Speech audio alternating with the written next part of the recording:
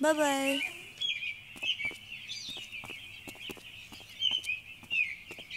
भैया कितनी देर लगा दी आपने? आपको पता है मैं कितनी बेचैन हो रही हूँ सबसे मिलने के लिए। मैं तो कब से फोन लगा रहा हूँ, तुम्हारा ही फोन बंद आ रहा है। अरे ये गिर गया सुबह, तब से काम ही नहीं कर रहा है। अच्छा चलो ना अभी। तू भी ना, चल। चलो। क्या भरा इसमें? बुक्स। चल।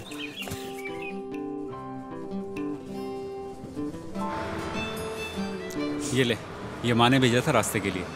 अरे वाह, इसमें तो मेरा फेवरेट आम का अचार भी है। और बता, तेरा कॉलेज कैसा है?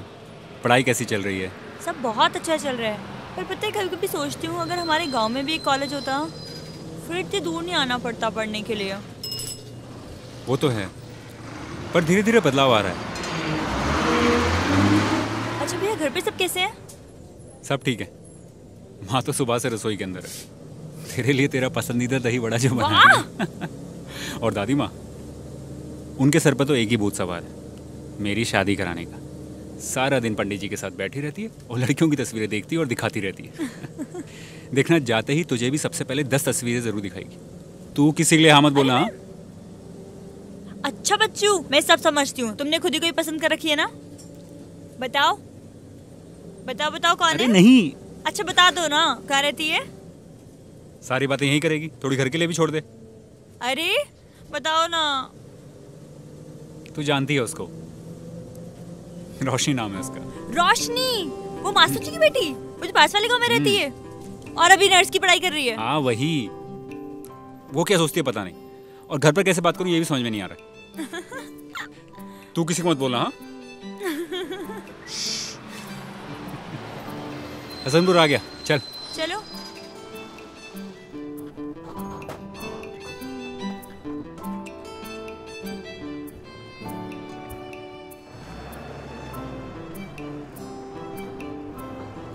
दादी,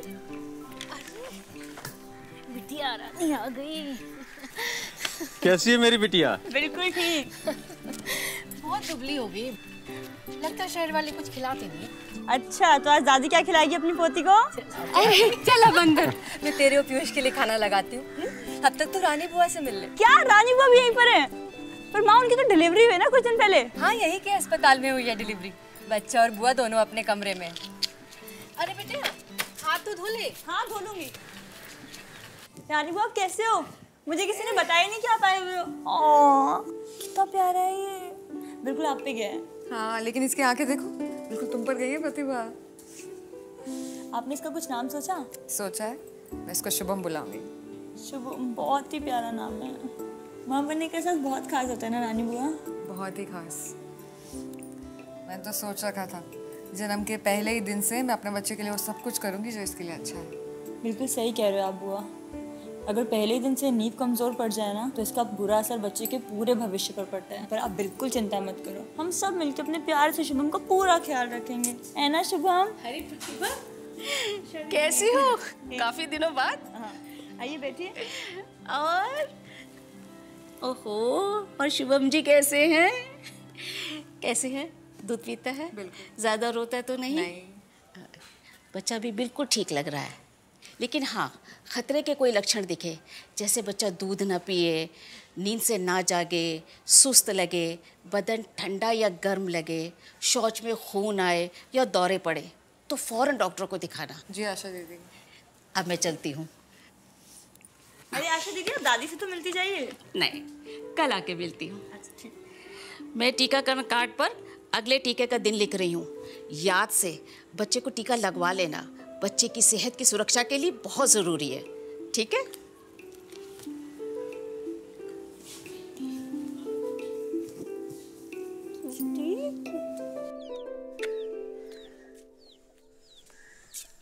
क्या कर रहे हो आप? तुझे कॉलेज के लिए कितने पैसे चाहिए? कितने भी दे दो। दादी, दादी आप क्या कर रहे हो? एक काम कर, नीचे से जाके तेल ले आ, तेरे बालों में तेल लगा देती हूँ। देख कितने रूखे लग रहे हैं तेरे बाल।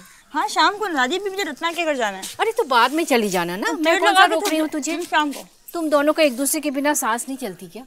अम्मा जी, दोनों बचपन की पुरानी सहेलियां जो ठहरी, मिलाना उससे, हमेशा तुमको पूछती रहती है। हाँ, और तेरे जाने के बाद वो काफ़ी अकेली हो गई है, और ऊपर से पोलियो। फिर घर वालों ने उसे बाहर पढ़ने जाने भी नहीं दिया। काफ़ी उदास लगती है।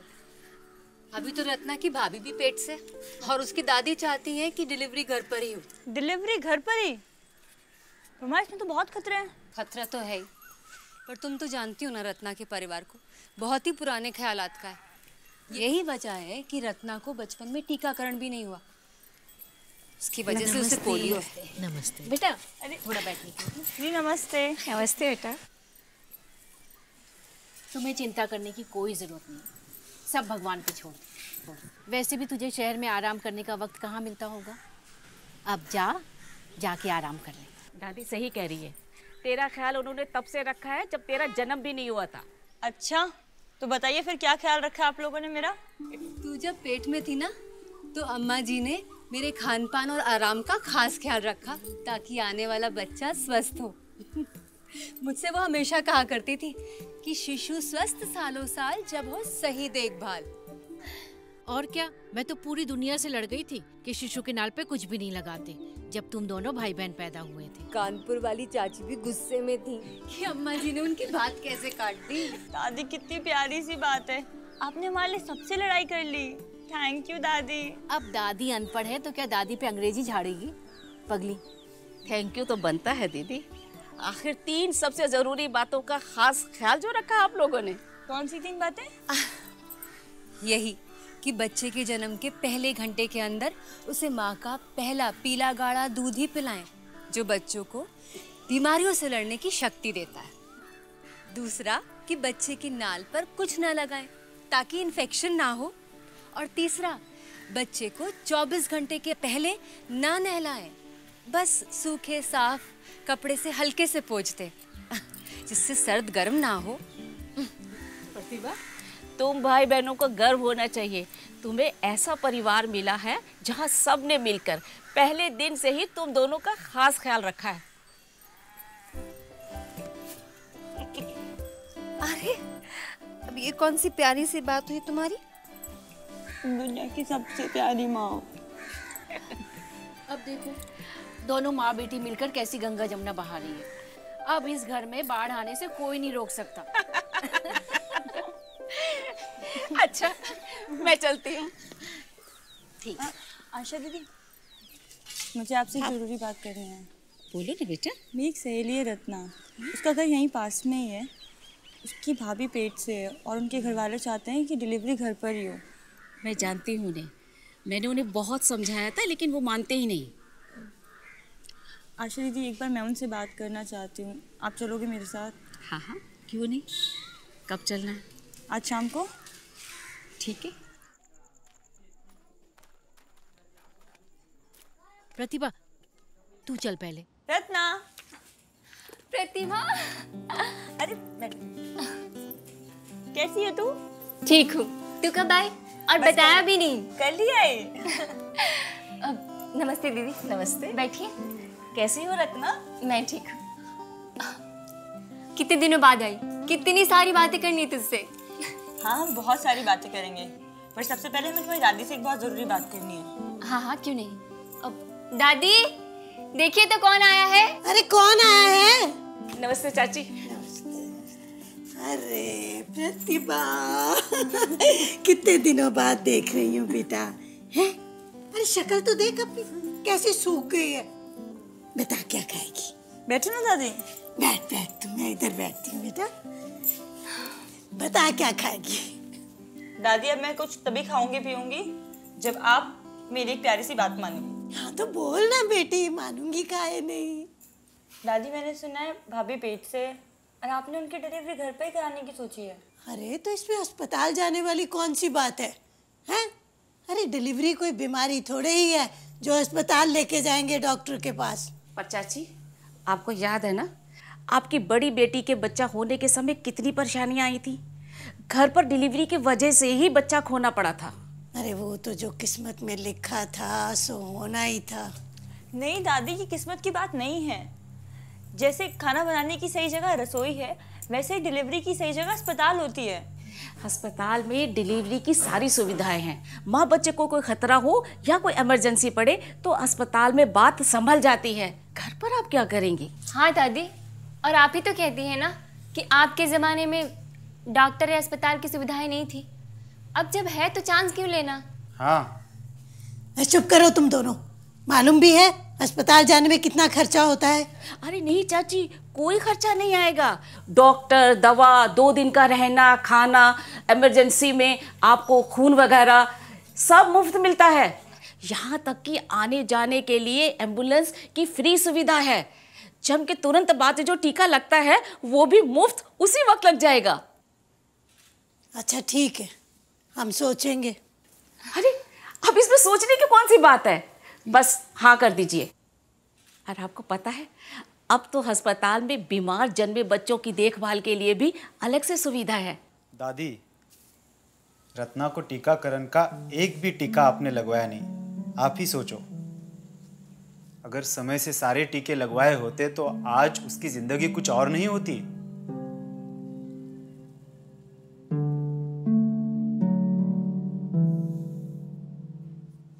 शायद तुम सब सही कहते हो। पता नहीं मैं ही क्यों अड़ गई थी। ठीक है, अब मुझे समझ में आ रहा है। डिलीवरी हम अस्पताल में ही करवाएंगे। ये हुई ना बात।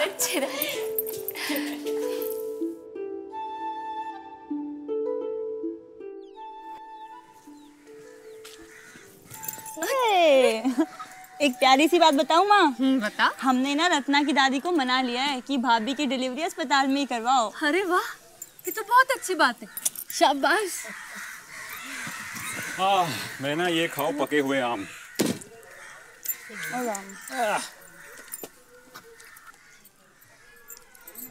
अच्छा, मैं क्या कह रही थी दादी, आप लोगों को ना पीयूष भैया की शादी करवा देनी चाहिए।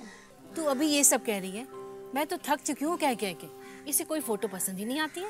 प्रतिभा, तू ही कोई शहर की लड़की क्यों नहीं ढूंढ देती अपने भाई के लिए? मुझे नहीं करनी शहर की लड़की से शादी। क्यों नहीं करनी शहर की लड़की से शादी? क्या बुराई है उनमें?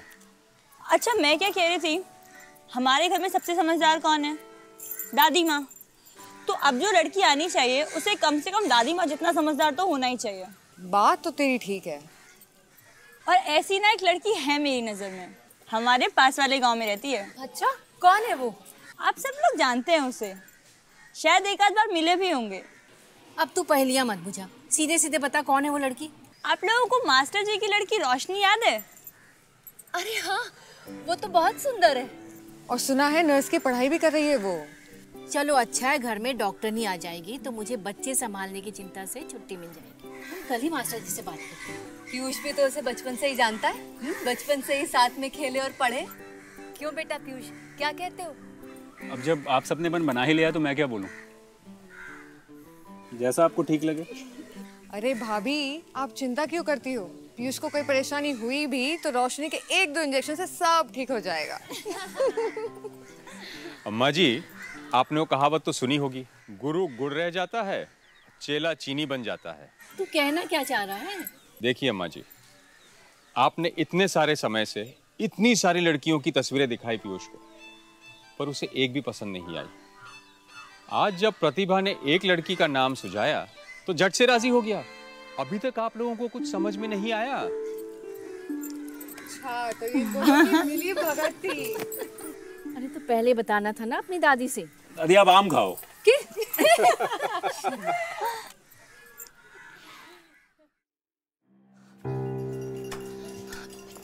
प्रतिभा। रत्ना, तू सब ठीक तो है? प्रतिभा, भाभी को दर्द शुरू हो गया है, सब लोग अस्पताल जा रहे हैं। दादी ने तुम्हें भी बुलाया है, जल्दी चलो। सोच क्या रही है? जा। हाँ हाँ माँ, चलती। प्रतिभा, बहुत अच्छा किया बेटा, तू आ गई। पहली बार अस्पताल जा रही है, तू साथ रहेगी तो बहुत अच्छा रहेगा बेटा। क्या रखे क्या ना रखे कुछ समझ में नहीं आ रही। अरे दादी, आशा दीदी कह रही थी कुछ साफ सूखे सूती कपड़े रखने के लिए जो बच्चे को सिर से पांव तक लपेटने में काम आएंगे। पर हम जाएंगे कैसे बेटा? अरे दादी, मैंने फोन करके एम्बुलेंस बुलवा लिया है और अस्पताल भी तय कर लिया है। चिंता मत करो, जितनी बातें करनी थी सब कर ली है। बस अब हमें निकलना चाहिए। चलो जल्दी चलो चलो बेटा चलो। बधाई हो, बच्ची हुई है। अच्छा अच्छा अच्छा, तो हम अंदर जा सकते हैं ना डॉक्टर? बिल्कुल जा सकते हैं, लेकिन बच्ची के पिता को पहले जाने दीजिए। और हाँ, हाथ धोए बिना बच्ची को छूइए मत, इससे बच्ची को इन्फेक्शन हो सकता है।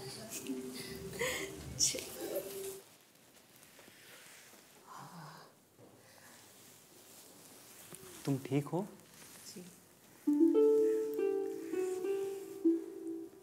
एकदम फूल जैसी है नहीं?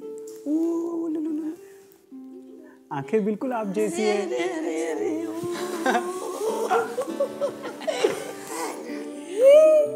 हेलो बोलो दादी को। जन्म के पहले घंटे में भी जरूरी है कि बच्चे को माँ का पहला पीला गाढ़ा दूध ही पीना चाहिए। आप लोग वहाँ जाके बैठ जाइए। पर डॉक्टर जी, पहला दूध तो बासी और खराब होता है। अरे ना ना, माँ के पहले पीले गाढ़े दूध में होता है कोलेस्ट्रॉल, जो बच्चे को हर एक बीमारी से लड़ने की शक्ति देता है, और वही दूध होता है बच्चे के लिए पहला टीका। बच्चे के सर और गर्दन के नीचे अपना हाथ लगाइए, ध्यान से, कहीं उसका नाक ना बंद हो।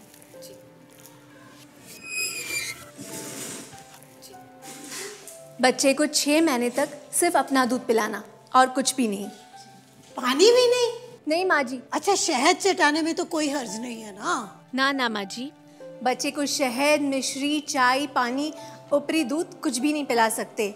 बच्चे का पेट 6 महीने तक ये सब पचा नहीं सकता, और किसी कारण से अगर बच्चा स्तनपान ना कर सके तो उसे कटोरी और चम्मच से अपना दूध पिला सकते हैं। और हाँ, बॉटल से दूध तो बिल्कुल ना पिलाए। पर डॉक्टर, बच्चे के नाल पर क्या लगाना होगा? अरे हम हल्दी लेके आए हैं ना, अभी लगा देते हैं। नहीं माँ जी, बच्चे की नाल पे घी, तेल, हल्दी, क्रीम वगैरह कुछ भी लगाया तो बच्चे को इन्फेक्शन हो सकता है। नाल को सिर्फ साफ, सूखा और खुला रखे, ताकि कुछ ही दिनों में वो खुद ही सूख के गिर जाएगी। अच्छा जी, अरे ये सब तो आज तक किसी ने हमें बताया ही नहीं। माँ जी, कल की बात और थी, लोग ये सब बात जानते नहीं थे, लेकिन अब मैं जो आपको समझा रही हूँ वही सही और उचित है। और हाँ, माँ अपने बच्चे को अपने तन से लगाए और अपनी गर्माहट दे। सर से पाँव तक बच्चे को कपड़े में लपेट कर रखे।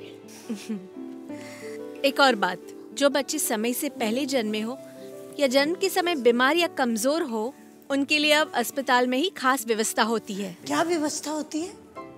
उनके लिए खास तौर से प्रशिक्षित डॉक्टर, नई मशीनें, दवाइयाँ वगैरह सब मौजूद होती है।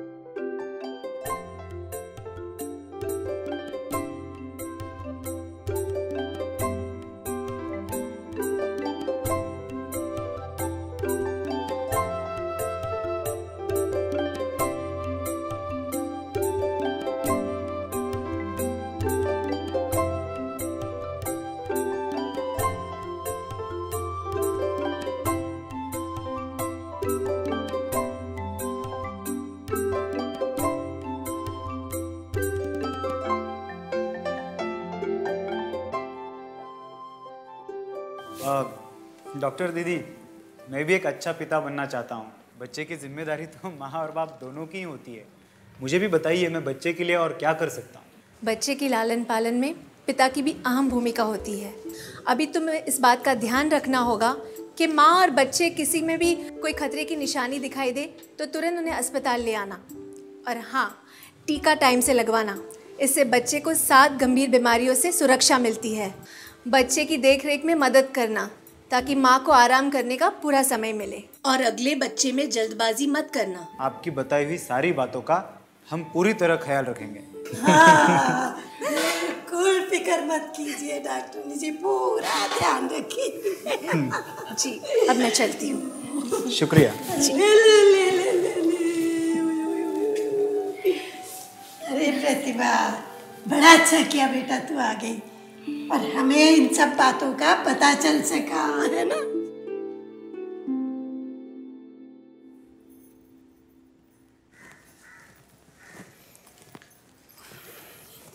प्रतिभा जी भैया। अपनी आंखें बंद करो और अपना हाथ इधर लाओ। क्यों? ऐसा कहता हूँ वैसा करो। बंद है ना?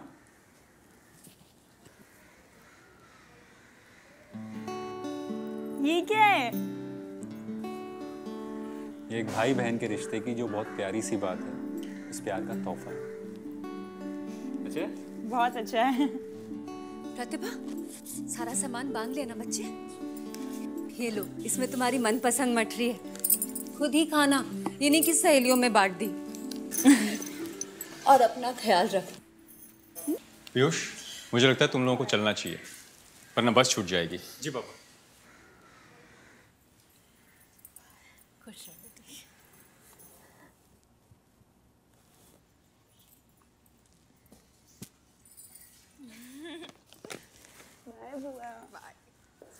अपना ख्याल रखना जी। फोन करते रहना। बाय।